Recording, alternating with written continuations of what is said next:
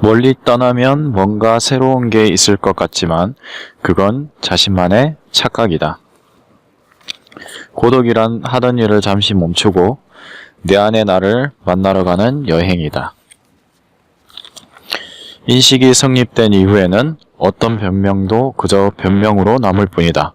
사람들은 사실에 관심을 두지 않고 인식만을 지키려 애를 쓰게 된다. 정말 중요한 건 남에게 보이기 위해 10시간을 일하는 게 아니라 1시간을 일하더라도 내가 스스로 일했다고 느낄 수 있는 순간을 보내는 것입니다. 모든 탓을 남에게 돌리는 습관을 버리고 아주 작은 실수도 먼저 나서서 내 잘못이에요 라고 말하는 습관을 갖도록 노력하자. 마음이 흔들리면 실력을 발휘할 수 없다. 한번 선택했다면 폭풍이 몰아쳐도 그대로 가야 한다. 당신은 할 수 있다. 그대 안에는 세상의 폭풍보다 더 센 엄청난 광풍이 휘몰아치고 있으니까. 지면 할 수 없지라는 마인드가 아니라 지면 끝이다라는 생각으로 세상에 도전하라. 그대의 청춘이 조금 더 독해지기를 바란다. 아무도 믿지 않아도 괜찮다. 내가 내 생각을 믿는 순간 기적은 시작되는 거니까.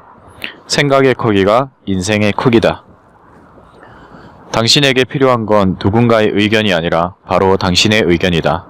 아무리 책을 읽어도 당신에게 창의력이 생기지 않는 이유도 그것이다. 당신의 꿈을 적고 그 꿈을 바라보며 살아라. 나는 그렇게 믿는다. 변치 않는 오래된 꿈은 마침내 보석이 된다.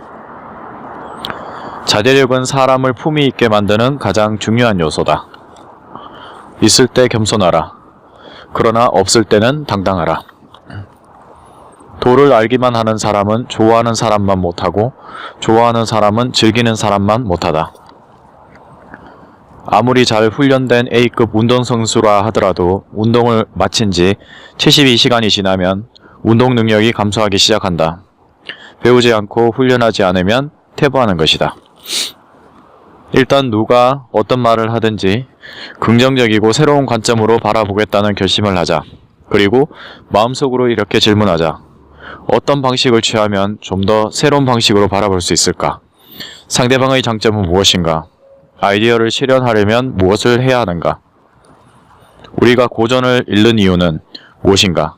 대가들의 생각을 통해 나의 생각을 발전시키기 위함이지 그들의 생각을 고스란히 받아들이기 위해서는 아니다.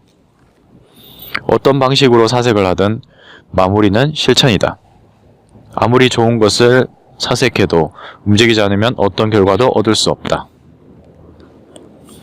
인간은 머리가 아니라 발로 생각할 때 더욱 세심하고 깊은 사색을 할 수 있다. 괴테를 비롯한 많은 사색가들은 언제나 홀로 길을 걸었다. 상대를 의식하는 한 당신은 상대의 것이다. 당신은 타인의 삶을 살고 있는 것이다.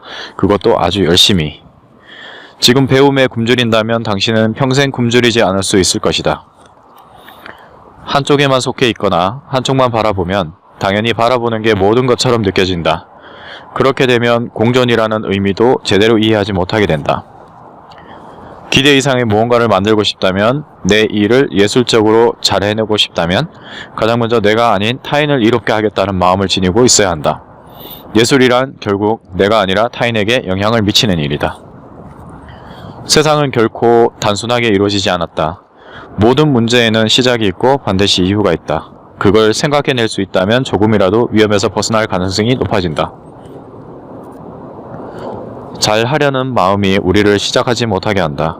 모든 일에는 순서가 있다. 그것을 잘하기 위해서는 일단 해야 한다. 하자. 작은 일도 무시하지 않고 최선을 다해야 한다. 작은 일에도 최선을 다하면 정성스럽게 된다. 고 이병철 회장은 생전에 자식들에게 어떤 문제든 꼭 6번 왜라는 질문을 하라고 교육하는 걸 잊지 않았다.